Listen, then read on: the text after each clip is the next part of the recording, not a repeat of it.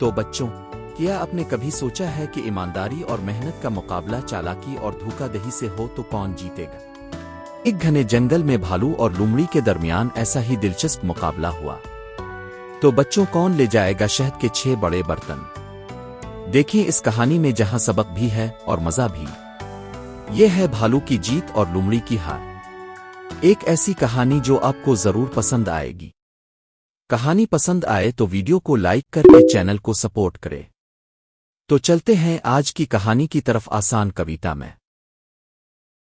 آج کی کہانی ہے بھالو کی جیت اور لومڑی کی ہار۔ ایک گھنے اور سرسبز جنگل میں ہر قسم کے جانور رہتے تھے۔ ان میں 2 خاص کردار بھالو اور لومڑی اپنی منفرد خصوصیات کی وجہ سے مشہور تھے۔ بھالو، جس کا نام بلوف تھا، محنتی، ایماندار اور بھولا بھالا تھا۔ دوسری طرف لومڑی، جس کا نام چالاکی تھا، اپنی ہوشیاری اور دھوکہ دہی کے لیے جانی جاتی تھی۔ بلوف اور چالاکی اکثر ایک دوسرے سے ٹکراتے رہتے تھے۔ بلوف محنت پر یقین رکھتا تھا، جبکہ چالاکی کو لگتا تھا کہ ہوشیاری اور چالاکی سے ہر کام آسانی سے کیا جا سکتا ہے۔ جنگل کے باقی جانور بلوف کی تعریف کرتے اور چالاکی سے محتاط رہتے تھے۔ ایک دن جنگل کے بادشاہ شیر نے اعلان کیا کہ ایک دوڑ منعقد کی جا رہی ہے۔ شیر نے کہا، کوٹ، جو جانور یہ دوڑ جیتے گا اسے شہد کے 6 بڑے برتن انعام میں دیے جائیں گے۔ کوٹ یہ سن کر جنگل کے تمام جانور پرجوش ہو گئے، خاص طور پر بلوف اور چالاکی۔ دونوں کو شہد بہت پسند تھا، لیکن ان کے دوڑنے کے طریقے مختلف تھے۔ چالاکی نے سوچا، کوٹ، بلوف بھاری ہے، وہ مجھ سے تیز نہیں دوڑ سکتا۔ میں جیت جاؤں گی، لیکن کیوں نہ کوئی چالاکی کی جائے تاکہ میرا کام آسان ہو جائے۔ بلوف نے اپنی محنت پر بھروسہ کیا اور دل ہی دل میں عزم کیا کہ وہ پوری کوشش کرے گا۔ دوڑ کے دن تمام جانور ایک جگہ جمع ہو گئے۔ ہر کوئی یہ دیکھنے کے لیے بےتاب تھا کہ کون جیتے گا۔ دوڑ کا راستہ کافی مشکل تھا۔